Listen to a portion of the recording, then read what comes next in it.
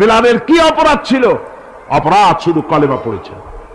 এই অপরাধে বেলালকে তারা মেরেছে, তাকে ঘুমাতে দেয় নাই, খাবার দেয় নাই। এরপরে যখন তিনি কালেমা ছাড়েন নাই, হাজরাতে বেলালকে উটের পায়ের সঙ্গে রশি দিয়া বেঁধে উটকে তাড়ায় দিয়েছে। উট দৌড়াতেছে, বেলাল দড়ির মাথায় বাঁধা। বেলালের শরীরটা পাথরের সঙ্গে আঘাত লেগে লেগে পিঠের চামড়া ছেড়ে যায়, মাথার চামড়া ছেড়ে যায়। উট আর দৌড়াতে পারে না। তখন উটের পা থেকে হযরতে বেলালকে খসিয়ে নিয়ে উত্তপ্ত মরুভূমির উপরে বেলালের রক্তাক্ত শরীরটাকে চিৎ করে শুইয়ে দিয়ে কাফির বেঈমানেরা লোহার রড দিয়ে চতুর্দিকে দাঁড়িয়ে তাকে পিটাচ্ছে আর বলছে, বেলাল এখনো মুহাম্মদের সাল্লাল্লাহু আলাইহি সাল্লামের আল্লাহরে ভুলে যা, লাত মানাতের উপরে ঈমান আন। এমন কঠিন সময়ের ভিতরে হযরতে বেলাল একটা আঙ্গুল উঁচু করে বলছেন, আহাদ আহাদ আহাদ লা ইলাহা ইল্লাল্লাহ লা ইলাহা ইল্লাল্লাহ লা ইলাহা ইল্লাল্লাহ। একটু জোরে বলেন, লা ইলাহা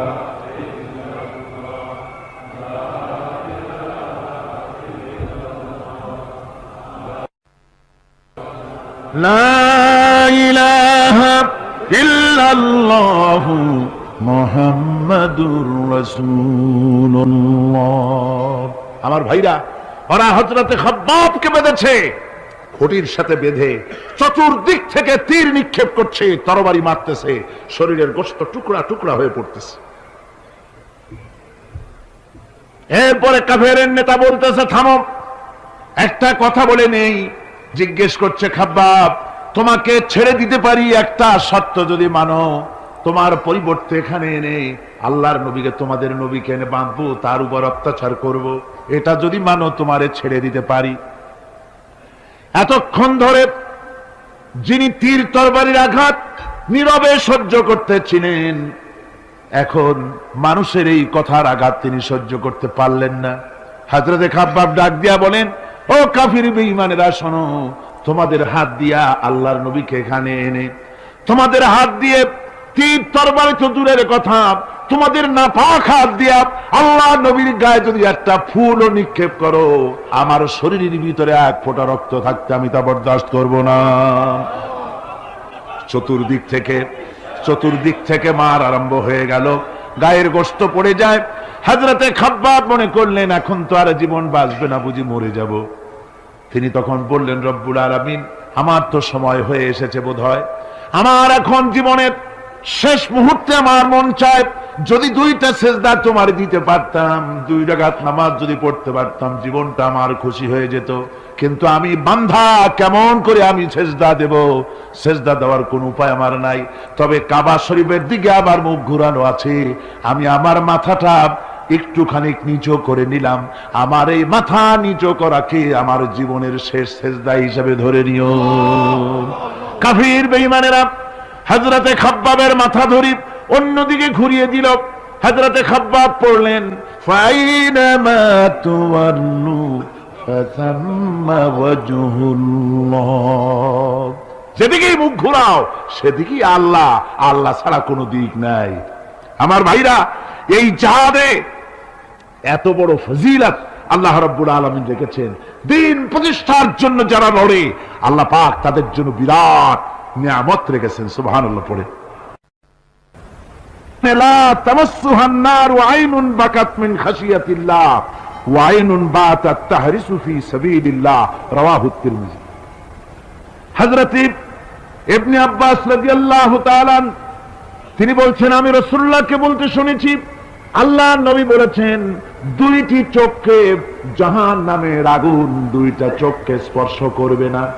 একটা চোখ হচ্ছে গভীর রাত্রে যারা আল্লাহর ভয়তে, জাহান্নামের ভয়তে যারা কান্দে, জাহান্নামের আগুন ওই চক্ষুকে স্পর্শ করবে না। আর যারা দ্বীন প্রতিষ্ঠার জন্য, আল্লাহর দ্বীন কায়েমের জন্য ময়দানে যারা লড়াই করে, রাতের বেলায় পাহারা দেয়, ওই পাহারারত চোখের মধ্যে জাহান্নামের আগুন ওই চোখে স্পর্শ করবে না। আমার ভাইরা, হযরত উসমান রাদিয়াল্লাহু তাআলা আনহু বলছেন, মান রাবাতা লাইলাতান ফি সাবিলিল্লাহ কানাত কাআলফি লাইলাতিন সিয়ামুহা ওয়া কিয়ামুহা। 1000 রাত ধরে রোজা রাখলে, 1000 রাত ধরে ইবাদত করলে, আর 1000 দিন ধরে রোজা রাখলে যে সওয়াব হবে, একটা ঘন্টা, একটা রাত যদি কেউ পাহারা দেয় আল্লাহর দ্বীনকে প্রতিষ্ঠার জন্য, আল্লাহর দ্বীনের কোন ইসলামী রাষ্ট্রের প্রহরায় যদি কেউ যদি থাকে, একটা রাতে পাহারা দিয়ে দিলে সওয়াব হবে 1000 বছর ধরে নামাজ রোজা করে ওই সওয়াব পাওয়া যাবে না। সুবহানাল্লাহ। অর্থাৎ 1000 বছর ধরে নামাজ রোজা করার মতোই সওয়াব পাহারা দেওয়া আল্লাহর দ্বীনের, ইসলামের রাষ্ট্রকে। বন্ধুগণ, রাসূল পাক সাল্লাল্লাহু আলাইহি ওয়াসাল্লাম তিনি বলেছেন, কিয়ামতের দিন জাহান্নামের আগুন আর জিহাদের ময়দানের ধুলি, এই দুটি একসঙ্গে কোন মানুষের পেটের মধ্যে প্রবেশ করবে না। রাসূল পাক সাল্লাল্লাহু আলাইহি ওয়াসাল্লামের একটি হাদিস যা মিশকাত শরীফের মধ্যে বর্ণিত আছে। মিশকাত শরীফের সম্ভবত 336 পৃষ্ঠায় এই হাদিসটি বর্ণনা করা হয়েছে যে হযরত ইবনে আইস রাদিয়াল্লাহু তাআলা আনহু হচ্ছেন এই হাদিসের রাবী। তিনি বলছেন, একবার হুজুর সাল্লাল্লাহু আলাইহি ওয়াসাল্লাম এক ব্যক্তির জানাজায় গিয়ে উপস্থিত হলেন। হযরত ওমর রাদিয়াল্লাহু তাআলা আনহু তখন হুজুরকে বললেন, হে রাসূল, আপনি এই লোকটার জানাজা পড়বেন? এই লোক তো ইসলামের এই ক্ষতি করেছে, সেই ক্ষতি করেছে, অমুক করেছে, এই লোকটার আপনি জানাজা পড়বেন? হুজুর তখন উপস্থিত লোকদের জিজ্ঞেস করলেন, হাজিরিন, তোমরা কি কেউ এই লোকটাকে কোন ইসলামের ভালো কাজ করতে দেখেছ? একজন লোক দাঁড়িয়ে গেলেন, তিনি বললেন, হে আল্লাহর নবী, আমি সাক্ষী, আমি দেখেছি। একটা মুজাহিদ বাহিনী জিহাদ করে ফিরতে ছিল, তো এক জায়গায় তারা ডেরা গাড়লো, শিবিরে স্থাপন করলো রাত কাটাবে বলে। আমি দেখেছি এই লোকটি সারা রাত সেই মুজাহিদদেরকে, সাহাবীদেরকে সারা রাত জেগে জেগে পাহারা দিয়েছে। আল্লাহর নবী জানাজার ইমামতি করলেন, আর এরপরে তাকে কবরের মধ্যে মাদফুন করে দিয়ে নবীজি তার কবরের পাশে দাঁড়িয়ে বললেন, ইন্না আসহাবাকা ইয়াজুন্নুনা আন্নাকা মিন আহলিন নার ওয়া আনা আশহাদু আন্নাকা মিন আহলিল জান্নাহ। নবীজি বলছেন, ও কবরবাসী, তোমার সাথীরা মনে করে তুমি জাহান্নামী, আর আমি নবী মুহাম্মদ সাল্লাল্লাহু আলাইহি ওয়াসাল্লাম সাক্ষী দিচ্ছি তুমি বেশক আল্লাহর বেহেশতি, তুমি অবশ্যই আল্লাহর জান্নাতে যাবে। এরপর হযরত ওমরের দিকে ফিরে রাসূলুল্লাহ বললেন, ওমর, মানুষের শুধু বাহ্য দৃশ্যটাই দেখো না, তার অন্তরের জজবাটাকেও কদর করো। সুবহানাল্লাহ। এই জিহাদের ময়দানে যারা কাজ করে, জান দেয়, মাল দেয়, আল্লাহ পাক তাদের উপরে রহম করেন। এই জিহাদ হচ্ছে এক অগ্নি পরীক্ষা। এই জিহাদটা কি? অগ্নি পরীক্ষা। এমনি এমনি বেহেশতে যাওয়া যাবে না ভাই। আল্লাহ রাব্বুল আলামিন কোরআনে কারীমের মধ্যে বলেছেন, আহাসিবান নাসু আইয়ুতরাকু আইয়াকুলু আমান্না ওয়া হুম লা ইফতানুন। লোকেরা কি ভেবেছে নাকি যে ঈমান এনেছি, এই কথাটা বললি আমি বেহেশত দিয়ে দিব, মুমিন বলে সার্টিফাই করব? না, যখনই তারা বলবে আমি মুমিন, আমি তখন তাকে অবশ্যই পরীক্ষা করব, এই পরীক্ষায় তাকে পাশ করতে হবে। কোরআনে কারীমে আল্লাহ রাব্বুল আলামিন অনেক জায়গায় এই কথাগুলি বলেছেন, এমনি এমনি ছেড়ে দেওয়া হবে না। আমি অতীতের লোকদেরকেও পরীক্ষা করেছি, তোমাদেরকেও পরীক্ষা করব, পরীক্ষা না দিয়ে কেউ তোমরা বেহেশতে যেতে পারবে না। এই জমিনে তোমাদের আগুনের পরীক্ষা দিতে হবে। পয়গম্বরেরা কষ্ট করেছেন, সাহাবায়ে কিরাম কষ্ট করেছেন। আল্লাহ রাব্বুল আলামিন তিনি বলছেন, আম হাসিবতুম আন তাদখুলুল জান্নাতা ওয়া লাম্মা ইয়াতিকুম মাসালুল লাযীনা খালাউ মিন ক্বাবলিকুম মাসাতহুমুল বাসাউ ওয়াদ-দাররাউ ওয়া যুলজিলু হাত্তা ইয়াকুলার রাসূলু والذين معه متى نصر الله ألا إن نصر الله قريب। আল্লাহ রাব্বুল আলামিন বলেন, তোমরা কি মনে করেছো যে তোমরা বেহেশতে প্রবেশ করবে অথচ তোমাদের পূর্বে যারা এই পৃথিবীতে এসেছিল তাদেরকে আমি যেমন পরীক্ষা করেছি ওরকম পরীক্ষা এখনো তোমাদের উপরে আসে নাই, ওরকম বিপদও আসে নাই, মুসিবতও আসে নাই।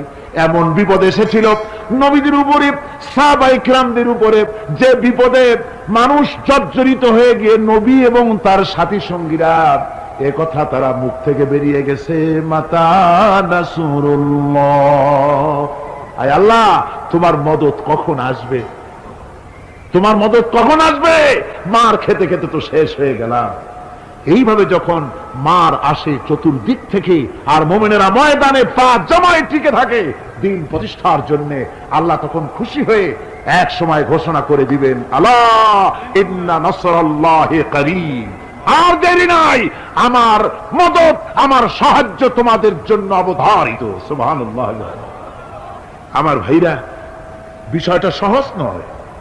শুধু দুইটা সেজদা দিয়া, শুধু তাহাজ্জুদের কিছু নামাজ পড়িয়া আল্লাহর জান্নাতে যাওয়া এত সহজ নয়, রাস্তা খুব কঠিন, রাস্তা খুব। ये शहादत गाहे उल्फत में कदम रखना,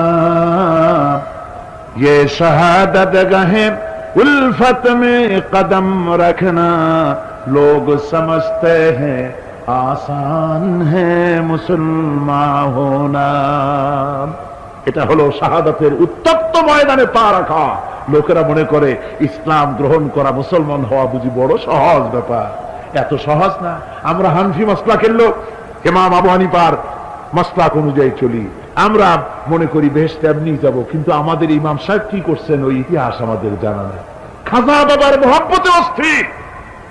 রজব মাস আসলে পরে বড় বড় ডেক্সি চড়ায়, সেই ডেক্সির উপরে লাল শালু বিছায়, তারপরে টাকা পয়সা রোজগার বহুত করে। আসলে তো খাজা না, আসলে হচ্ছে ইয়া খাজা কুস্তু আজা, পেট তো ভর যা। পেট ভরার জন্য পয়সা করে ইনকাম করা। খাজার লা ইলাহা ইল্লাল্লাহ, এই চিশতিয়া তরিকার জিকির গ্রহণ করা হয়েছে, কিন্তু চিশতিয়া তরিকা যে আরেকটা আছে, তারাগার পর্বতে পৃথিবীরাজের সঙ্গে লড়াই করা, সেইটার কাছে নেই আমরা, সেটা না। ইমাম আবু হানিফা শুধু মস্তাই বলেন নাই, দিন প্রতিষ্ঠার জন্য রক্ত দিয়েছে, ঠিক কিনা? 8 বছর, 8টি বছর পর্যন্ত কারারুদ্ধ ছিলেন। তাকে জিজ্ঞেস করা হয়েছে, ইমাম সাহেব জেলের মধ্যে তো আছেন, কষ্ট হয়? ইমাম সাহেব বলেছেন, না কষ্ট হয় না, তবে মাঝে মাঝে একটু কষ্ট হয় মনে। 2-4 মাস পর পর আমার বুড়ি মাকে এনে হাজির করা হয় জেলখানার মধ্যে, আর আমার মায়ের সামনে আমাকে পেটানো হয়, যেন মা আমাকে বলে যে এদের সাথে একমত হয়ে যা, সেই জন্য পেটানো হয়। আমার মা আমার মায়ের দেখে, আর মায়ের চোখ থেকে পানি পড়তে থাকে, তখন আমার মনে বড় কষ্ট লাগে। তবে আলহামদুলিল্লাহ মা আমার এমন, আমার মার দেখেন আর হজম করেন, আর আমাকে বলেন খবরদার এক চুলো সিদ্ধান্ত থেকে নড়বা না।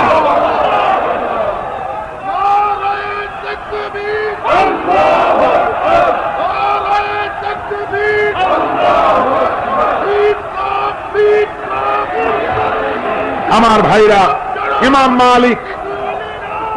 মালিক 28 দিন পর্যন্ত তাকে বাতিলরা বেঁধে দিয়ে গেছে, হাত পিঠ মোড়া দিয়ে 28 দিন বাঁধা। এই হাত বাহু থেকে ডিসকানেক্ট হয়ে গিয়েছে, এই বাহুর জোড়া থেকে ডিসকানেক্ট হয়ে গিয়েছিল হাত, 28 দিন পর্যন্ত বাঁধা ছিল। ইমাম আহমদ বিন হাম্বল, ইসলাম বিরোধীরা তাকে পিটাইছে, প্রত্যেকটা চাবুকের সাথে গায়ের গোশত উঠে এসেছে। এজন্য কবি বলতেছি, पैरवी बू हनीफा की सनद जिंदान है, हम्बली होता है पीठ पर दुर्रे खाने की बात। হানাফি হতে চাও, জেল জরিমানার জন্য প্রস্তুতি নাও। শুধু সবরি কলা খাইয়া বেহেশতে যাওয়া যাবে না, এত সহজ না। আঙ্গুর বেদানা, সবরি কলা আর দুধের স্বরের উপর ইসলাম আসে নাই। ইসলাম এসেছে উত্তপ্ত ময়দানের উপরে, জান দিয়ে রক্ত দিয়ে ইসলাম প্রতিষ্ঠা হয়ে গোটা দুনিয়ার নির্যাতিত নিপীড়িত জনতার মুখে হাসি ফুটিয়েছে ইসলাম।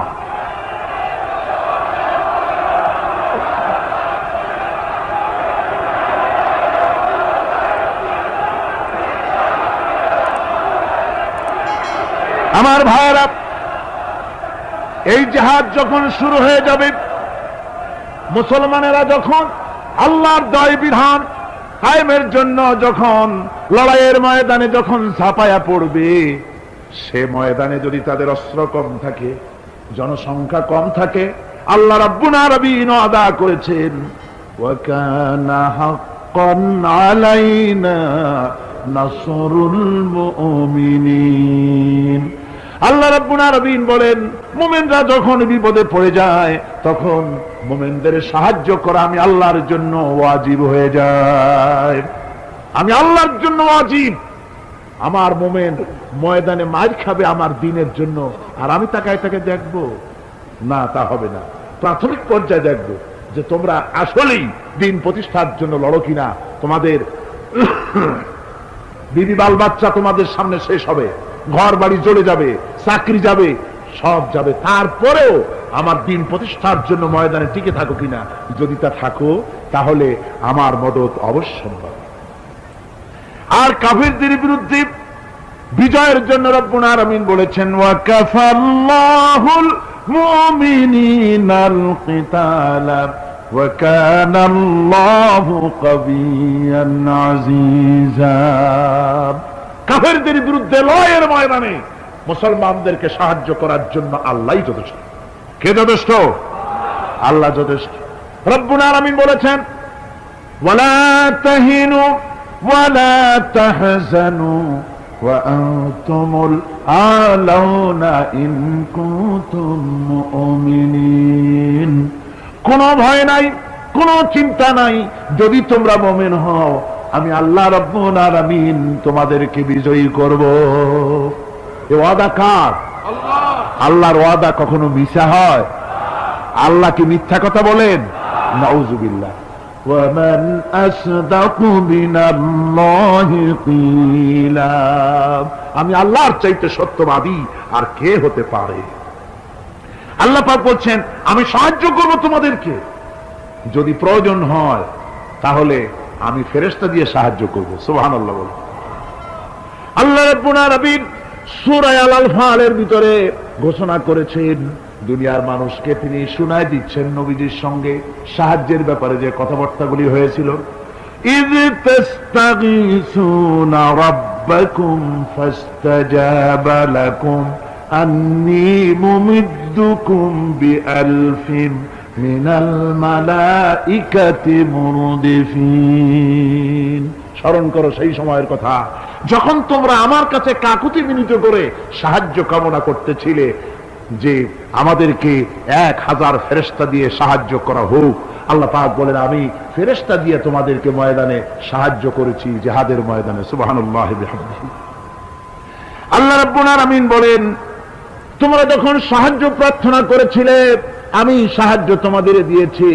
স্মরণ করো সেই সময়ের কথা যখন তোমাদের নবী তোমাদেরকে বলেছিল ইয তাকুনু লিল মুমিনিনা আলাইয়াকফিয়াকুম আইয়ুমিদ্দাকুম রাব্বুকুম বিসালাসাতিন আলাফিন মিনাল মালাইকাতি মুনজিলিন। আল্লাহ রাব্বুল আলামিন বলেন আমি এইভাবে করে যখন তোমাদের নবী তোমাদেরকে বলেছিল যে তোমাদের জন্য এটা কি যথেষ্ট নয় যে আল্লাহ পাক তোমাদের জন্য 3000 দিয়ে ফেরেশতা নাজিল করবেন, আমি তখন 3000 ফেরেশতা নয় বরং 5000 ফেরেশতা দিয়ে তোমাদেরকে সাহায্য করার ওয়াদা করেছি। 3000 নয়, 5000 চিহ্নযুক্ত ফেরেশতা নাজিল করে দিয়ে তোমাদের সাহায্য করব বলে আমি ওয়াদা করেছি। আজও সেই মদত আল্লাহর পক্ষ থেকে আমাদের জন্য ওই মদত আজও আসতে পারে। কবি বলছেন ফেজায়ে বদরে পয়দা কুন ফিরিশতে তেরি নুসরত কো উতর सकते गर्दों से कतर अंदर कतर अभी। বদরের মুসলমানদের মতো যদি ঈমান তোমাদের আসে তাহলে আজও আকাশ থেকে কাতারে কাতারে ফেরেশতা আমি আল্লাহ অবতীর্ণ করে দিতে পারি। সুবহানাল্লাহ বিহামদিহি। আমার ভাইরা, হযরতে সাদ বিন আবি ওয়াক্কাস রাদিয়াল্লাহু তাআলা আনহু তিনি কাদিসিয়ার যুদ্ধের পর যখন পারস্য দখলের জন্য চললেন, পারসনগর অবরোধ করলেন, সামনে পড়ল নদী, এই নদী পাড়ি দিবেন, সাথে তার হাজার হাজার সৈন্য, এই সৈন্য নিয়ে নদী পাড়ি দিবেন। জিজ্ঞেস করলেন সাহাবীদের, তোমরা কি চাও? ইসলামের আন্দোলন, ইসলামের জিহাদ, আল্লাহর দ্বীন এখানেই শেষ হয়ে যাক, এটা চাও? না ইসলামের এই কলেমার আওয়াজ নদীর ওপারেও নিয়ে যেতে হবে, অথচ আমাদের কাছে কোনো পারাপারের কোনো নৌকা নাই, কি করতে চাও? সাহাবীরা বললেন, আমরা আপনার অর্ডার ফলো করব, আমরা এই নদীর ওপারে গিয়েও কালেমার পতাকাকে উড্ডীন করতে চাই, কালেমার সুশীতল ছায়াতলে গোটা দুনিয়াকে আনতে চাই। হযরতে সাদ তখন বললেন, তাহলে তোমরা সবাই আমার পেছনে পেছনে এই দরিয়ার ভিতরে ঝাঁপিয়ে পড়ো, আর আমার সঙ্গে সবাই উচ্চারণ করো, নাস্তাঈনু বিল্লাহি ওয়া নাতাওয়াক্কালু আলাইহি, হাসবুনাল্লাহু নি'মাল ওয়াকিল, নি'মাল মাওলা ওয়া নি'মান নাসীর। ইতিহাস লিখতেছি, 60,000 সৈন্য তাদের অশ্ব নিয়ে, তাদের উষ্ট্র নিয়ে, তাদের মালপত্র নিয়ে, জিহাদের সামান নিয়ে শ্রাবণের খরস্রোতা নদী, উত্তাল তরঙ্গমালায় ভরা নদীর উপর থেকে এই সাহাবীরা পাড়ি দিয়ে ওপার চলে গেলেন। ওপার যাওয়ার পরে হযরতে সাদ বলছেন, তোমাদের কেউ কি হারায় গেছে নাকি? সবাই এদিক ওদিক তাকায়, খোঁজ করে বলল, মানুষ তো দূরের কথা, একটা উটও আর ঘোড়াও একটাও হারায় যায় নাই। একজন বলল, আমার একটা পেয়ালা, যে পেয়ালা আমি পানি পান করতাম, সেই পেয়ালাটা তুফানে ছিটকে কোথায় চলে গেছে, ওইটা হারায় গেছে। হযরতে সাদ বলেন, মুজাহিদের কোন জিনিস দরিয়া নিতে পারে না, অবশ্যই তা ফেরত আসবে। এই কথা তিনি বলতেছিলেন, হঠাৎ করে দরিয়ার কিনারে একটা আওয়াজ হলো, দেখা গেল তুফানের ভিতরে সেই হারানো বাটিটা তাদের মধ্যে ফিরে এসেছে। আল্লাহু আকবার। মুজাহিদদেরকে সাহায্য করেন স্বয়ং আল্লাহ রাব্বুল আলামিন। আফ্রিকার জঙ্গলের কাছে ভিন্ন ইতিহাস, জঙ্গলের কাছেই মুসলমানদেরকে থাকতে দেওয়া হয়েছিল। মনে করা হয়েছিল জঙ্গলের সমস্ত হিংস্র প্রাণীরা এই মুসলমানদের শেষ করে দেবে, যুদ্ধ করা লাগবে না। হযরতে সাদ যে অবস্থা বুঝতে পারলেন, তিনি একটা মঞ্চ তৈরি করলেন। সেই মঞ্চের উপরে দাঁড়ায় জঙ্গলের প্রাণীদের দিকে লক্ষ্য করে তিনি নোটিশ জারি করে দিলেন, বললেন, ইয়া আইয়াতুহাল হাশারাতু ওয়াস-সিবাউ নাহনু আসহাবু রাসূলুল্লাহ সাল্লাল্লাহু আলাইহি ওয়াসাল্লাম। হে জঙ্গলের হিংস্র প্রাণীরা, আমরা আল্লাহ রাসূলের সাহাবী, ফাইন্না নাজিলুনা ফামান ওয়াজাদনা বাদাহু কাতালনাহু। আমরা রাসূলের সাহাবী, এইখানে আল্লাহর দ্বীনকে কায়েম করার জন্য আমরা এসেছি, আল্লাহর কলেমার আওয়াজ নিয়ে আমরা এখানে রাত কাটাবো। সুতরাং এই জঙ্গলের ভিতরে হিংস্র প্রাণী যত আছো, সব আমাদের এই জায়গা ছেড়ে অন্যত্র চলে যাও। আফ্রিকার জঙ্গলি মানুষেরা চিন্তা করলো, মানুষের কথা কি জঙ্গলি প্রাণীতে শোনে না, কে পাগলে কয় কি? তারা তাকায় তাকায় দেখলো, হযরতে সাদের এই ঘোষণার পরে বাঘের কাতারে বাঘ, সিংহের কাতারে সিংহ, সাপের কাতারে সাপ, যার যার ডিম আর বাচ্চাগুলি মুখে কামড়াইয়া সাহাবীদের এলাকা ছেড়ে দিয়ে তারা অন্যত্র চলে গেল। আমার মুসলমান ভাইরা, এই ছিল মুসলমানদের ইতিহাস। দ্বীন প্রতিষ্ঠা করার কাজে মুসলমান এগোলে আল্লাহই মদত করেন। কে মদত করেন? বিশ্বকবি, কবি সম্রাট আল্লামা ইকবাল রহমতুল্লাহ আলাইহি বলেছেন, দস্ত দস্ত হে দরিয়া ভি না ছোড়ে हमने, दस्त दस्त है दरिया भी न छोड़े हमने, बर जुल्मत पे दौड़ा दिए घोड़े हमने। আমরা সেই মুসলমান, প্রান্তর তো প্রান্তর, আমরা দরিয়ার খরস্রোতা উত্তাল তরঙ্গের উপর থেকে ঘোড়া দাবড়িয়ে আফ্রিকার ভূখণ্ডে কালেমার পতাকা আমরা উড্ডীন করেছি। আমরা সেই মুসলমান।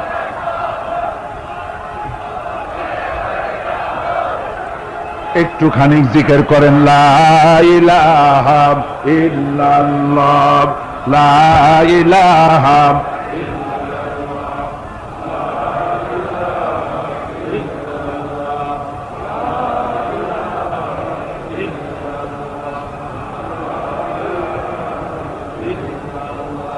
লা ইলাহা ইল্লাল্লাহু মুহাম্মাদুর রাসূলুল্লাহ।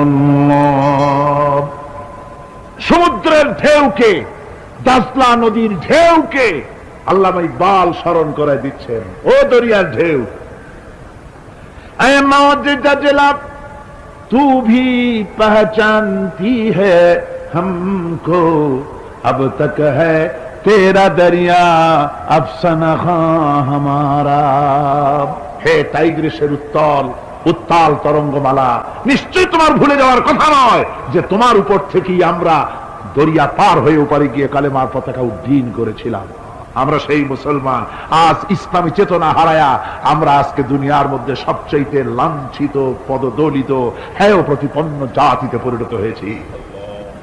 আমার ভাইরা, মহাকবি, বিশ্বকবি, কবি সম্রাট আল্লামা ইকবাল রহমতুল্লাহ আলাইহি সুন্দর করে বলেছেন, মুসলমানদেরকে লক্ষ্য করে বলেছেন, ঘোষণা করো, বাতিলদেরকে জানায়া দাও, আমরা মাথা নত করার জাতি নই। আমরা মাথা নত করার জাতি? ভারত আজ আমাদের দিকে চোখ রাঙায়, ভারত চোখ রাঙায় তাকায় আমাদের দিকে, দুনিয়ার অনেকেই আমাদের দিকে চোখ রাঙায়। বিশ্বকবি আল্লামা ইকবাল বলেছেন, বাতিল সে দবনে ওয়ালে আয়া আসমান নেহি হাম, बातिल से दबने वाले आसमां नहीं हम, सो बर कर चुका है तू इम्तिहान हमारा। বাতিলের সামনে মাথা নত করার জাতি আমরা নই। ওই আকাশ সাক্ষী, এ জমিন সাক্ষী, আমরা মাথা দিয়েছি কিন্তু মাথা নত করি নাই, শির দিয়েছি আমামা দেই নেই, সে জাতি আমরা। সুবহানাল্লাহ। সেই জাতি আজ দুনিয়ার বুকে লাঞ্ছিত, পদদলিত হচ্ছে। কারণ কি? কারণ হচ্ছে একমাত্র এই যে আমরা আমাদের জীবনের উদ্দেশ্য ভুলে গিয়েছি। আমার ভাইয়েরা, আল্লাহর এই রাস্তায়, আল্লাহর এই দিন প্রতিষ্ঠার জন্য লড়াই হবে, জেহাদ হবে। জেহাদের কথাই বলতেছি। এই জেহাদ হলো পৃথিবীর নির্যাতিত, নিপীড়িত মানুষের মুক্তির জন্য জেহাদ। জেহাদ কি জন্যে? আমরা রাষ্ট্রপ্রধান হব, আমরা দেশ দখল করব, নেতৃত্ব দিব, এজন্য নয়।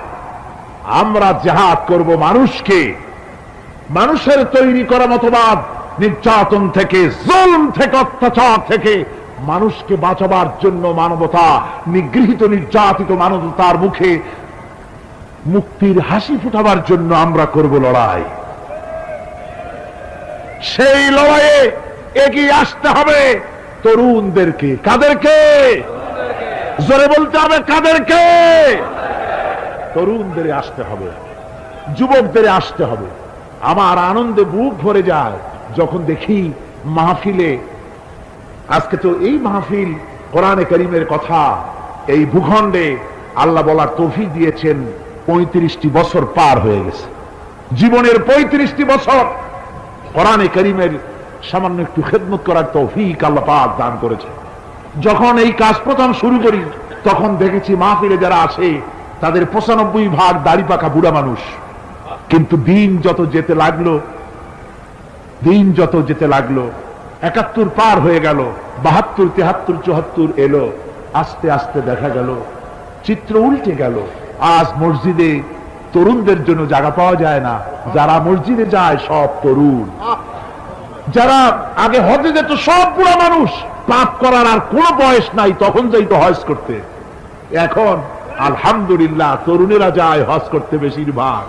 আজকের মাহফিল দেখুন, দাঁড়ায় দেখতে বলি নেই, জায়গায় বসে আর ডাইনে বা একটু তাকায় দেখেন কারা বেশি, দাড়ি পাকা না যুবক? যুবক আর তরুণ দিয়ে আল্লাহর এই মুজাহিদ, আল্লাহর এই গোলামদের দিয়ে আল্লাহ মাহফিল ভরে দিয়েছেন। জোরে কোন সুবহানাল্লাহ, জোরে কোন আলহামদুলিল্লাহ। এই তরুণ যুবকরাই হচ্ছে ইসলামের সম্পদ। ইসলামের সম্পদ কে? তরুণ আর যুবকেরা।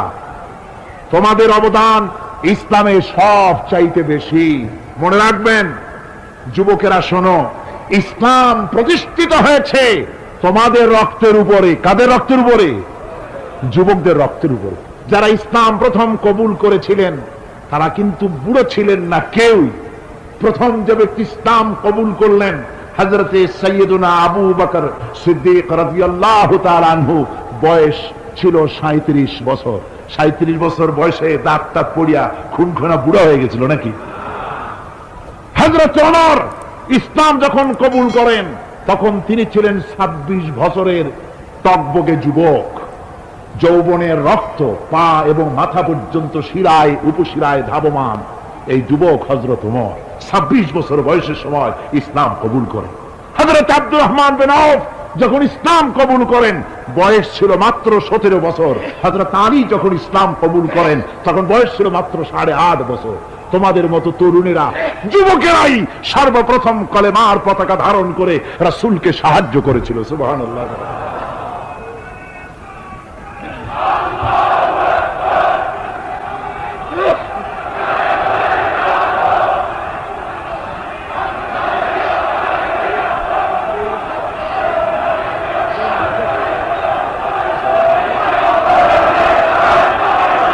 আমার মুসলমান ভাইয়েরা থামুন, আমার ভাইয়েরা, যুবকদের অবদানই চিরকাল ইসলামে বেশি ছিল। তাই বলে যারা বৃদ্ধ মানুষ তাদের কিন্তু কোনো মন খারাপ করার কোনো কারণ নাই, ঠিক কিনা? যেহেতু আমরা যারা বয়সের প্রান্তে এসে গেছি আমরাও যৌবন কালটা পেরিয়ে এসেছি, ঠিক কিনা? আরেকটি কথা, কিয়ামতের দিন কোন বুড়ো মানুষ বেহেশতে যাবে না, সব যুবকরা যাবে। বেহেশতে যাবে কারা? বুড়োরা বোধহয় ভয় পেয়ে গেছেন। রাসূল পাক সাল্লাল্লাহু আলাইহি ওয়াসাল্লাম বলেছেন, আমার কথা না, হুজুর বলেছেন কোন বুড়ো মানুষ বেহেশতে যাবে না, কোন কালো মানুষ বেহেশতে যাবে না। এখন রাসূল যদি বলেন তার কথাই তো আইন। হুজুর বলেন কালো মানুষ বেহেশতে যাবে না, একটা কালো মানুষ কান দিয়ে তো পড়েই গেছে। হুজুর বলেন কেঁদো না, তুমি যখন বেহেশতে যাবে চাঁদের মতো সুন্দর চেহারা নিয়ে বেহেশতে যাবে। বুড়ার কান্না দেখে হুজুর বলছেন কেঁদো না, তুমি যখন বেহেশতে যাবে আল্লাহ তোমার যুবক বানায় পাঠায় দিবে। যেহেতু বেহেশত হচ্ছে যুবকদের জন্য, সুবহানাল্লাহ। অত নাজ নিয়ামত, অত আনন্দ, বুড়া মানুষে তো খাইয়ে খুইয়ে বেহেশত নষ্ট করি ভালো লাগে। এই জন্য যৌবন দরকার, স্বাস্থ্য দরকার বেহেশত উপভোগ করার জন্য। সেই জন্য বেহেশতে যাবে কারা? তরুণেরা যাবে। কারা যাবে? তরুণ তরুণী দিয়ে আল্লাহ পাক বেহেশত ভরে ফেলবেন। সুবহানাল্লাহ। আমার তরুণেরা, যুবকেরা শোনো, রাসূলুল্লাহ তোমাদের কত সম্মান দিয়েছেন। কে সম্মান দিয়েছেন? রাসূলুল্লাহ। রাসূলুল্লাহ এক জায়গায় বক্তৃতা করতেছিলেন, বক্তৃতা করছে, এমন সময় দেখা গেল একজন তরুণ সাহাবী, নাম তার জারীর রাদিয়াল্লাহু তাআলা আনহু, চাঁদের মতো চেহারা তার ছিল, খুব সুন্দর চেহারা ছিল তার। হযরত জারীর বসতে না পেরে জায়গা পায় না, দাঁড়ায় আছে। রাসূল নিজের গায়ের চাদরটা খুলে জারীরের দিকে নিক্ষেপ করলেন, বললেন জারীর দাঁড়িয়ে আছো, আমার চাদরের উপর বসো। সুবহানাল্লাহ। হযরত জারীর রাসূলুল্লাহর চাদর নিয়ে চুমা খাইতে লাগলেন, বললেন আকরামাকাল্লাহ কামা আকরামতানি ইয়া রাসূলুল্লাহ।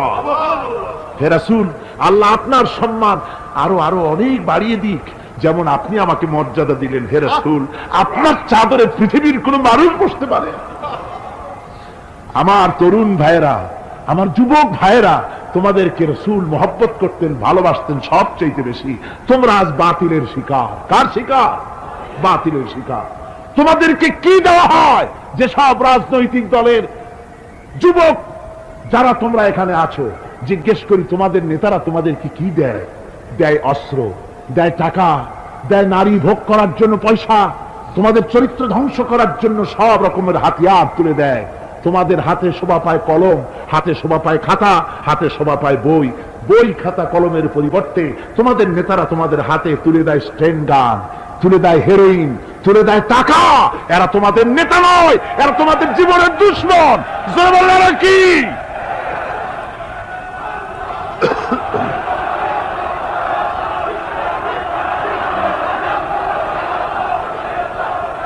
আমার যুবক ভাইয়েরা, আমার কলেজ ইউনিভার্সিটির ছাত্র ভাইয়েরা, একটুখানি মাথা খাটায় চিন্তা করো। তোমার নেতারা যারা ঢাকা থেকে আসে বা এখানে বাস করে, ওই নেতারা যখন রাজনৈতিক প্রোগ্রাম করতে আসে তখন কি একবারের জন্য তোমাদেরকে বলে, ও ছেলেরা তোমরা কি নামাজ ঠিক মতো পড়ো কিনা? বলে? এই যে রোজা আসতেছে, খবরদার বাবারা তোমরা রোজা রেখো, এরকম কথা বলে নাকি? তোমার উস্তাদদের সম্মান করো, এ কথা বলে নাকি? বরং টাকা দেয়, পয়সা দেয়, যে শিক্ষক তোমার মতের উল্টা করবে ঠ্যাঙ্গাইয়া জনমের মতো টাইট করে দিবা, ঠিক কিনা? তোমার নেতারা কি কোনোদিন বলে নাকি, ও আমার সংগঠনের ছেলেরা মা বাপের খেদমত করবে, মা বাপের সম্মান করবে, খবরদার মা বাপের সঙ্গে বেয়াদবি করবে না, সন্ত্রাস করবে না, অস্ত্রবাজি করবে না, মানুষকে কষ্ট দিবে না, এমন কোনো কথা বলে না? আমার যুবকেরা শোনো, ওরা টাকা দিয়ে, অস্ত্র দিয়ে, পয়সা দিয়ে, মদ দিয়ে ওরা নিজেদের ক্ষমতা টিকায় রাখার জন্য তোমাদেরকে লাঠির মতো ব্যবহার করে। সুতরাং আজকে তরুণদেরকে বুঝতে হবে, তরুণেরা ভালো করে বোঝো, তোমরা রাসূলের সৈনিক।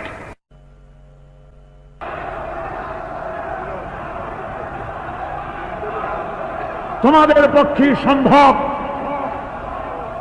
বসুন। আমি বুঝতে পেরেছি কথা যেহেতু তরুণদের, আর তরুণদের জনসমুদ্র, কাজেই জনসমুদ্রের মধ্যে উত্তাল ঢেউ তো সৃষ্টি হবেই, স্বাভাবিক। কিন্তু সেই স্বাভাবিকতার সুযোগ নিয়ে দাঁড়ায় বিশৃঙ্খলার সৃষ্টি করবেন না। আমার ভাইরা, আমরা ইসলাম আমাদের আদব শিক্ষা দেয়। কি শিক্ষা দেয়? আদব। শুধুমাত্র কোন লোক পেশাব পায়খানার কথা বললে তাকে রাস্তা ছেড়ে দেবেন, যেতে বলবেন, তা না হলে তো আপনাদেরই অসুবিধা হবে। কথা বুঝতে পেরেছেন? বাকি কেউ উঠবেন না, দাঁড়াবেন না। এত বড় বেহেশতি মাহফিল জীবনে আরেকবার পাবো কোন নিশ্চয়তা আছে? আপনি আমাকে বলেন, আল্লাহর আকাশের নিচে, জমিনের উপরে এর থেকে শ্রেষ্ঠ কোন মাহফিল আছে নাকি? কারণ এ মাহফিল কোরআনের মাহফিল। কিসের মাহফিল? এর থেকে শ্রেষ্ঠ মাহফিল আল্লাহর আকাশের নিচে, জমিনের উপরে হতে পারে না। সুতরাং বেয়াদবি কেউ করবেন না। তরুণেরা, যুবকেরা, তোমাদের এগিয়ে আসতে হবে। নির্যাতিত মানবতার পাশে তোমাদেরকে দাঁড়াতে হবে। আজ শ্রমিকরা তাদের ন্যায্য পাওনা পাচ্ছে না, কৃষক তাদের উৎপাদনের মূল্য পাচ্ছে না, নারী তার সতীত্বের গ্যারান্টি পাচ্ছে না। মানুষেরা আজ নির্যাতিত, নিপীড়িত। সারা পৃথিবীতে Bosnia, Algeria, Somalia, Palestine, Kashmir, Burma, Philippines, Bharat, পৃথিবীর সর্বত্র নির্যাতিত মুসলমানদেরকে বাঁচাবার জন্য আমার খালিদ বিন ওলীদের উত্তরসূরিরা, সালাউদ্দিন আইয়ুবী, জামালউদ্দিন আফগানি, হযরত আলী উত্তরসূরি, আজকের মাহফিলের যুবক আর তরুণরা, তোমরা কি রক্ত দিতে পারবে?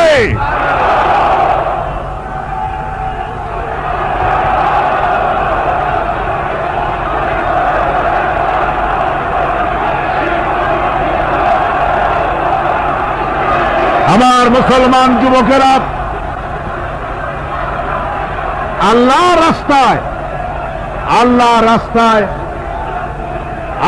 রাস্তায় রক্ত দিলে তার অবস্থা কি হবে শোনো। আল্লাহ রাব্বুল আলামিন বলেছেন, ওয়ালা তাকুলু লিমান ইউকতালু ফি সাবিলিল্লাহি আমওয়াত বাল আহইয়াউ ওয়ালাকিন লা তাশউরুন। আল্লাহ রাব্বুল আলামিন বলেন, আমার রাস্তায় যারা নিহত হয়েছে, আমার রাস্তায় যারা জীবন দিল, ওরা মরে গেছে এই কথা তোমরা বলো না, ওরা জিন্দা। ওরা কি? আমার রাস্তায়, আমার দিন প্রতিষ্ঠার জন্য, মানবতার মুখে হাসি ফুটাবার জন্য, নির্যাতিত মানবতার গোলামীর জিনজির থেকে তাদেরকে বাঁচাবার জন্য সংগ্রাম করতে গিয়ে যারা জীবন দিল, ওরা মরে নাই, ওরা জিন্দা। ওরা কি? জিন্দা। আল্লাহ পাক বলেন, ওরা জিন্দা তোমরা জানো না, আমার কাছ থেকে তারা রিজেক্ট প্রাপ্ত হয়। যারা শহীদ হয়, শাহাদাতের কথা শুনে যাদের ভয় লাগে, অস্ত্রের খোঁচা খায়া, গুলি খায়া, বায়োনেট খায়া, ড্যাগারের গুতা খায়া মরা, জানি কত যন্ত্রণা। নবীজি বলতেছেন, আন আবি হুরায়রা রাদিয়াল্লাহু তাআলা আনহু আন্না রাসূলুল্লাহ সাল্লাল্লাহু আলাইহি ওয়াসাল্লাম মা ইয়াজিদু শাহীদু মিন মাসিল কাতল কামা ইয়াজিদু আহাদুকুম মিন মাসিল কারছা। তিরমিজি ও নাসাই।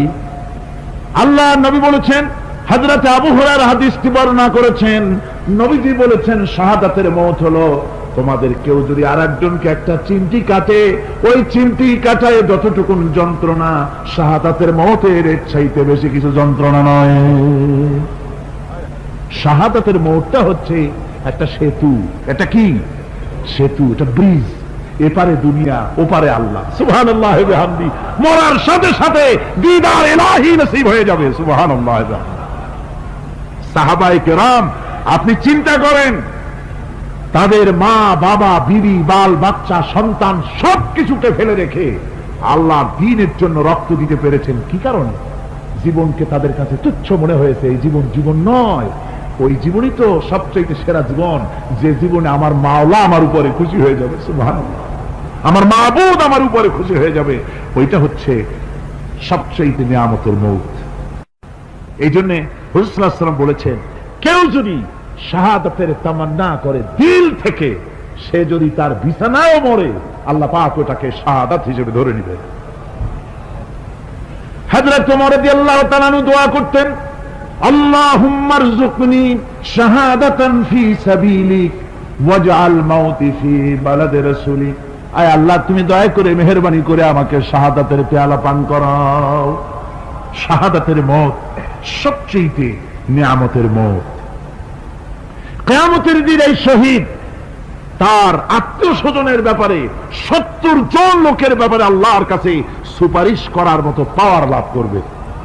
শহীদ ভাইরা, এই শাহাদাত নসিব হওয়ার জন্য তামান্না আমাদের দিলের মধ্যে থাকা উচিত। আল্লাহ দ্বীন প্রতিষ্ঠার জন্য প্রয়োজনে আমরা জান দিব, মাল দিব। পারবো না? পারবো কিনা? আমার ভাইরা, আব্দুল উজ্জা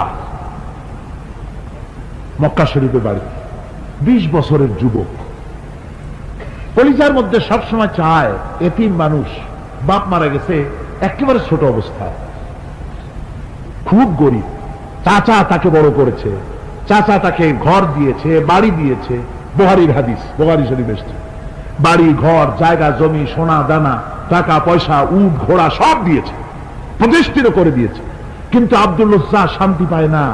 রাসূল পাক সাল্লাল্লাহু আলাইহি ওয়াসাল্লাম দ্বীনে দাওয়াত দিচ্ছেন, মন চায় তাওহীদের এই সূরা সেও পান করে, কিন্তু চাচার ভয়তে পারে না। মনটা চাচ্ছে, আহা, চাচা যদি ইসলাম কবুল করতো তাহলে আমার জন্য ব্যাপারটা সহজ হয়ে যেত। এভাবে চিন্তা করতেছে। হঠাৎ একদিন রাসূল পাক সাল্লাল্লাহু আলাইহি ওয়াসাল্লাম হিজরত করলেন। এরপরে আব্দুল উজ্জার ধৈর্যের বাঁধ ভেঙে গেল। আব্দুল উজ্জা গিয়ে বলছে, চাচা, মুহাম্মদ সাল্লাল্লাহু আলাইহি ওয়াসাল্লামের নাম তো নিশ্চয়ই শুনেছেন। বলে, হ্যাঁ শুনেছি। তিনি যে ইসলামের দাওয়াত দেন, ওইটা আপনার কাছে কেমন লাগে? তার মানে বলছে যে, আমার কাছে তো খুব ভালো লাগে। চাচা, ইসলাম কি কবুল করবেন? এই অগণিত মূর্তির সামনে মাথা নত করে আমাদের কোনো লাভ নাই। ওই মূর্তিগুলি আমাদের কোনো সাহায্য করতে পারে না। এক আল্লাহ বিশ্বাস করার জন্য মুহাম্মদ সাল্লাল্লাহু আলাইহি ওয়াসাল্লাম আমাদের বলেছেন। চাচা বলছে, খবরদার, এই কথা যদি আবার উচ্চারণ করো তাহলে আমি তোমাকে যা দিয়েছি সব ছিনায় নেব। আব্দুল উজ্জা বলছেন, তাহলে আর আমি সহ্য করতে পারলাম না। চাচা, আপনার সামনেই আমি ঘোষণা করলাম, একদিন চাপা রেখেছি, আর পারলাম না। আমি ঘোষণা করে দিলাম, লা ইলাহা ইল্লাল্লাহু মুহাম্মাদুর রাসূলুল্লাহ। চাচা বলল, তুমি এর পরিণতি জানো? আব্দুল উজ্জা বলল, কি পরিণতি? চাচা বলতেছি, এই কলেমা পড়ার কারণে আমি তোমাকে যা দিয়েছিলাম, ঘোড়া দিয়েছি, উট দিয়েছি, বাড়ি দিয়েছি, সব আমি তোমার কাছ থেকে ছিনাইলাম, সব ফেরত দিতে হবে। তিনি বললেন, আমি রাজি আছি, আমি রাজি আছি। আপনি আমার সোনা দানা ঘোড়া উট আর ঘর বাড়ি যা দান করেছেন, এই দুনিয়াটার মালিকও যদি আমারে বানাই দিতেন, আমি এর বিনিময়ে কলেমা পড়া থেকে আর আমি নিজেকে থামাই রাখতে পারি না। বলে, আমার সব আমাকে ফেরত দাও। বলল, দিলাম, যা আপনি দিয়েছেন সব আপনাকে ফেরত দিলাম। চাচা বলছে, জায়গা জমি টাকা পয়সা সোনা দানা সব পেলাম, তোমার গায়ে যে জামা, তোমার পরনে যে লুঙ্গি, ওটা আমার টাকার খোলো। আব্দুল উজ্জা বললেন, আপত্তি নাই, জামা খুলে দিলেন, পরনের লুঙ্গিটাও খুলে দিলেন। 20 বছরের যুবক এই অবস্থায় চলে গেলেন মায়ের কাছে। মা আব্দুল উজ্জাকে এই অবস্থায় দেখে 2 চোখ চেপে ধরলেন, বললেন, বাবা, তোমার এই অবস্থা কেন? ছেলে বলছে, মা ইমান আনার কারণে আমি সব হারাই ফেলেছি, আমার আর কিছুই নাই, ইমান আনার কারণে আমার এই অবস্থা হয়েছে। মা বলছে, বাবা আমার কাছে কি চাও? ছেলে বলছে, মা আমি চলে যেতে চাই মদিনায়, আল্লাহর নবী মুহাম্মদুর রাসূলুল্লাহ সাল্লাল্লাহু আলাইহি সাল্লামের দরবারে চলে যেতে চাই, আমি একটু বস্ত্র চাই। মা একটা পুরানা কম্বল তার হাতে দিয়ে দিলেন। আব্দুল উজ্জা কম্বলটাকে ছিঁড়ে এক টুকরা কোন রকম হাঁটুর উপরে জড়ায় নিলেন, আর এক টুকরা গায়ে দিয়ে নিলেন। আব্দুল উজ্জা আবার বহু কষ্ট করে মরুভূমি পাড়ি দিয়ে মদিনা মুনাওয়ারায় চলে গিয়ে বাবি জিবরিল থেকে ঢুকে আসহাবে সুফফার চবুতরার সামনে বসে আছেন, ছেঁড়া কম্বল পরা।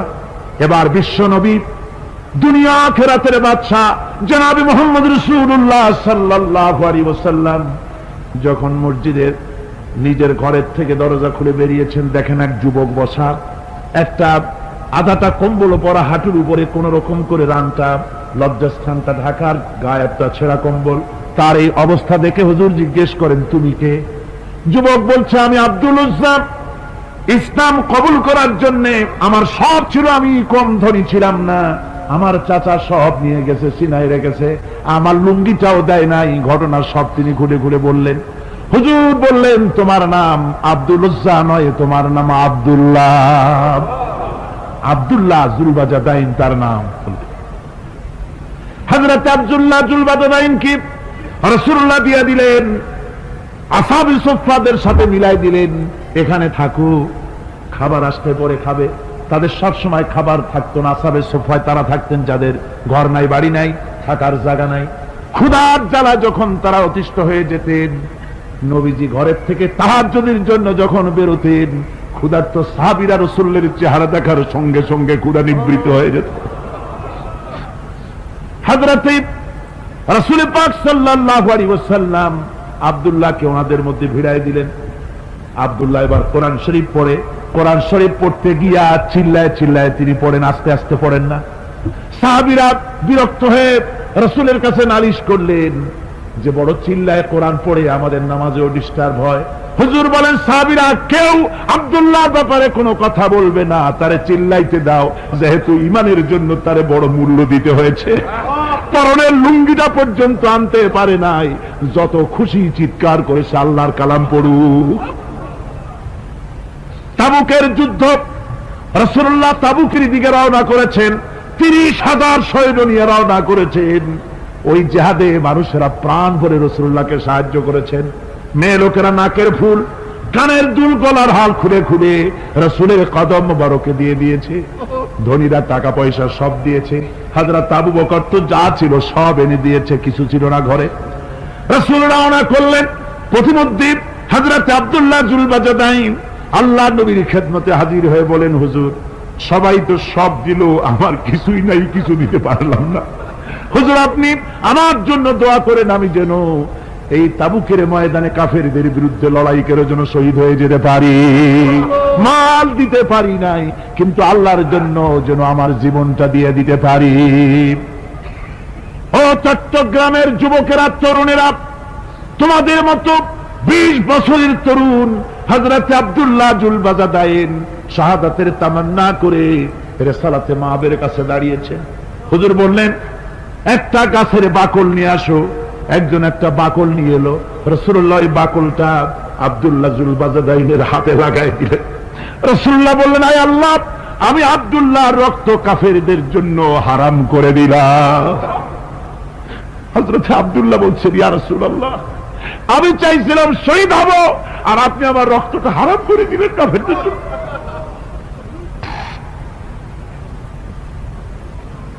আল্লাহ নবী বলেন, আব্দুল্লাহ রে, কোন চিন্তা করো না, তোমার মৃত্যু যদি জ্বরেও হয়, আল্লাহ রাব্বুল আলামিন তোমার শাহাদাতের দরজা দিয়ে দিবেন।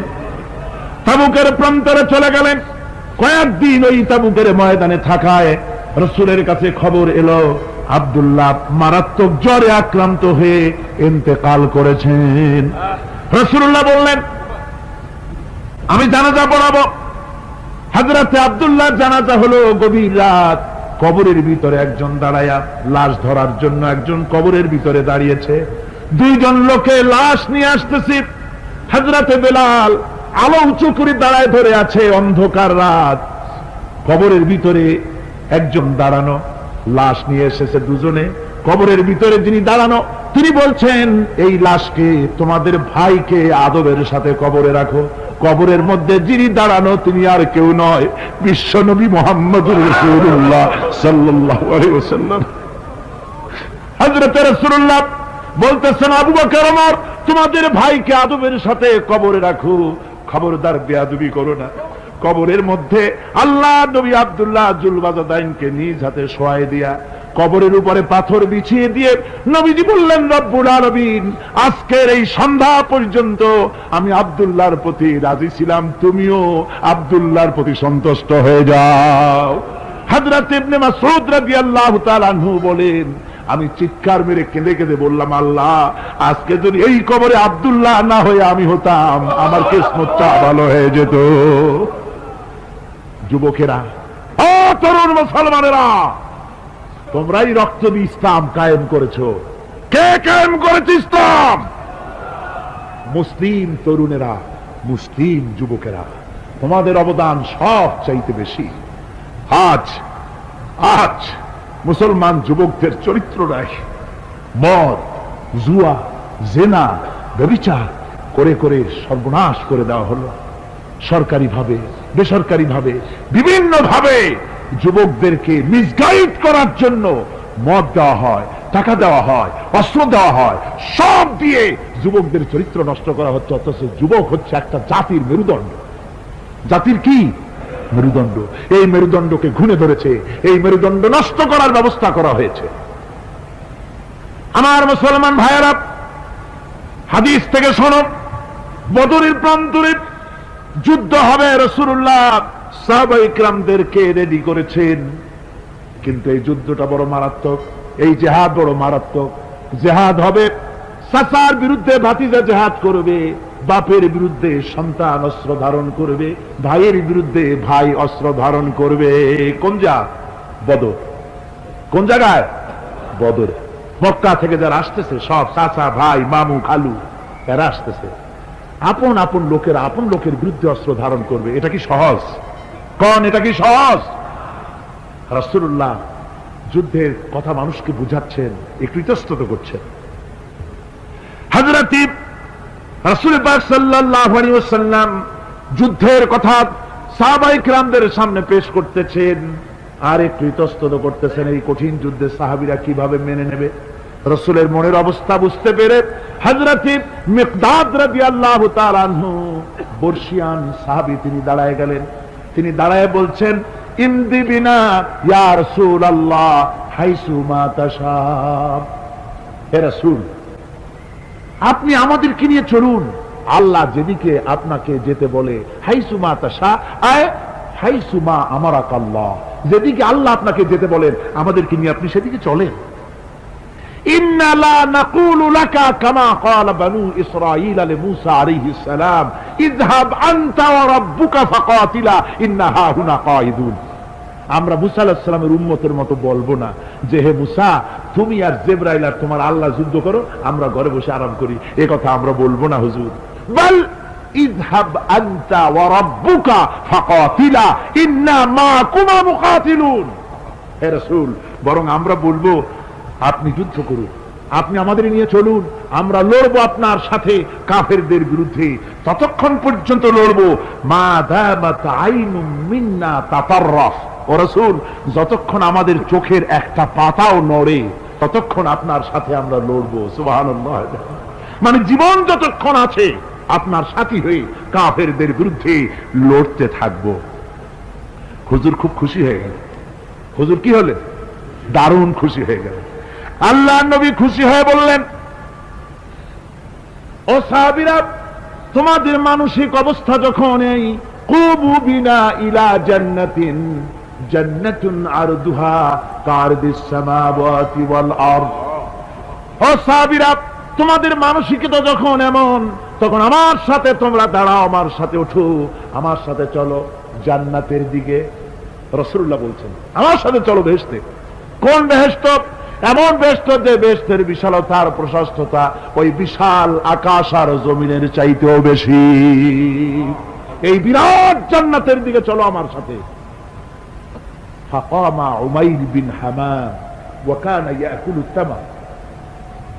যুবকেরা, তোমাদের মতো তরুণ, তোমাদের মতো এক যুবক যার নাম উমাইর, তিনি দাঁড়িয়ে গেলেন, হাতে ছিল খোরমা, খোরমা খাচ্ছিল। দেখেন না, বক্তৃতা হয়, মাঠে ওয়াজ নসিহত হয়, আর যুবকেরা দাঁড়ায় দাঁড়ায় বাদাম খায়, হয় না? ওই সাহাবী ওই সময় তো বাদাম টাদাম হয়তো পায় নাই, খোরমা খাচ্ছে, খোরমা চাবাচ্ছে, বিচি ফালাই দিতেছে, আর এইভাবে খাচ্ছে আর হুজুরের কথা শুনছে। হুজুরের কথা শুনে উমাইর বলছেন, বাহ বাহ। এটা একটি আঞ্চলিক শব্দ, এর অর্থ হচ্ছে আয় মা আযমাহু ওয়া মা আহসানাহু। হে রাসূল, আপনি কত সুন্দর কথা বললেন, আপনি কি বিশাল কথা বলেছেন, কত বড় কথা বলেছেন। জিহাদ করলে, জান দিলে এমন বেহেশত পাবো, জান্নাতুন আরদুহা কাআরদিস সামাওয়াতি ওয়াল আরদ, যে বেহেশতটা হবে ওই বিশাল আকাশের চাইতে বিস্তীর্ণ, এমন বেহেশত পাবো।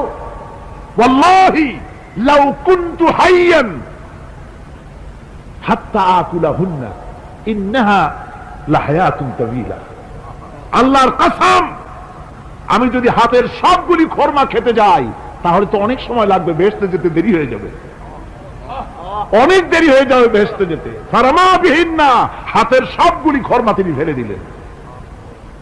ও যুবকেরা, হযরত ওমর তোমার মতো যুবক খোরমা খাওয়া সহ্য করলেন না আল্লাহর জান্নাতে যাওয়ার লোভে। জান্নাতে যেতে দেরি হয়ে যাবে, আল্লাহর সঙ্গে দিদার করতে দেরি হয়ে যাবে, এই মনে করে হাতের খোরমাগুলি ফালায় দিলেন, জিহাদের ময়দানে ঝাঁপায়ে পড়লেন। হাদিস শরীফে এসেছে, উমাইর জিহাদ করে বেশ কিছু কাফেরদেরকে নিহত করে নিজেও শহীদ হয়ে গেলেন। রাসূলুল্লাহ বদরের শুহাদাদের জানাজা করার সময় একজন সাহাবী বলে দিলেন, হুজুর, এই সেই উমাইর, আপনি যখন বেহেশতের কথা বলছিলেন, খোরমাগুলি খাওয়ার তর সহ্য হয় নাই বেহেশতে যাওয়ার জন্য, এই সেই উমাইর। আল্লাহর নবী উমাইরের কাছে দাঁড়ায় আঙ্গুল দিয়ে তার শরীরের দিকে দেখায় বললেন, ইন্নাকা মিন আহলিহা। ও যুবক, যেই বেহেশতের জন্য খোরমা খাওয়ার সময় তুমি পাও নাই, আমি নবী সাক্ষী দিচ্ছি তুমি অবশ্যই সেই বেহেশতের অধিবাসী।